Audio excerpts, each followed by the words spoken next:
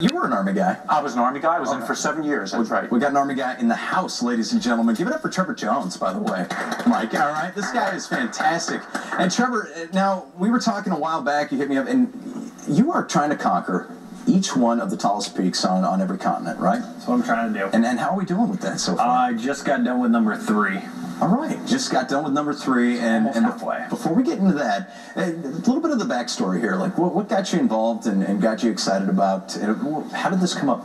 Well, I mean, I grew up in Pennsylvania. It's flat, kind of lame in my opinion. And then when I moved to Germany, I went down to the Alps, saw the mountains down there, and kind of fell in love with the mountains. And then started climbing. Then moved to upstate New York, and then moved here and really picked up the climbing. Climbed Denali in 2009. Wow. And once I did that, I decided I wanted to climb the 7 summits, and not only for that, but I've had a couple deployments, 3 of them. Thank you very much. During that time, some people haven't fared as well as I have, so partnered up with the Wounded Warrior Project, and decided I wanted to climb the 7 summits for the Wounded Warrior Project to help raise money and awareness for their organization. Awesome, and you were fantastic, dude. Thank you very much for your service, and then also what you're doing with the Wounded Warriors. It's just really cool. And you actually, this last Conquer, you took a Wounded Warrior with you, right? I did. One of my best friends, Jacob Burkholz, he was nearly fatally wounded in Afghanistan in 2010.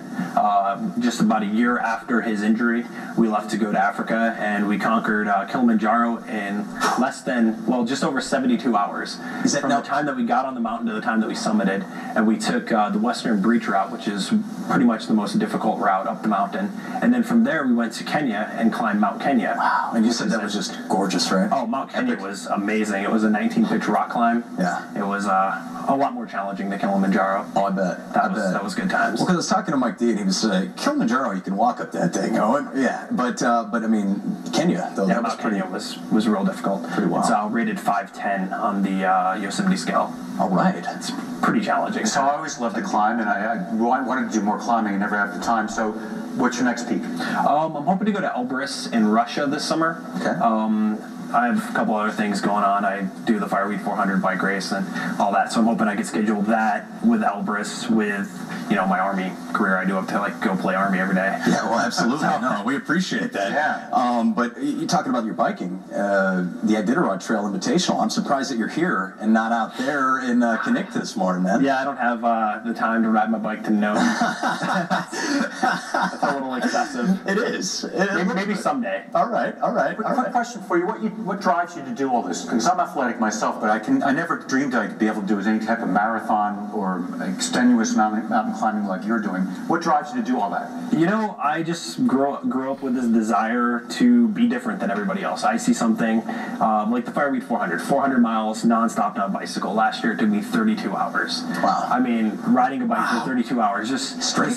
Yes, the sense of accomplishment from doing that is insane. Phenomenal. I can't imagine. I couldn't imagine. So, man. 32 hours straight biking. Yeah.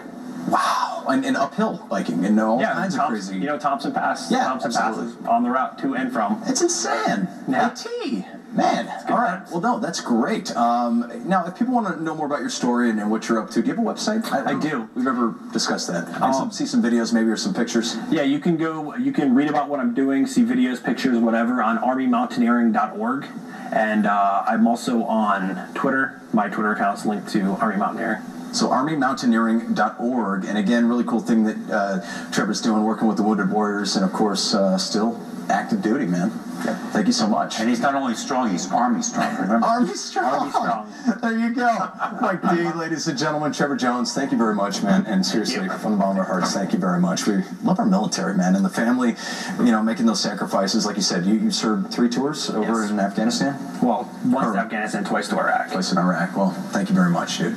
And then hopefully we'll talk to you. Maybe hit us up before Russia, if that's cool. All right? And then we'll hit you. You hit us back on the back end as well. We'd love that. All right, coming up next, we'll run down what we got coming up for you 1 week from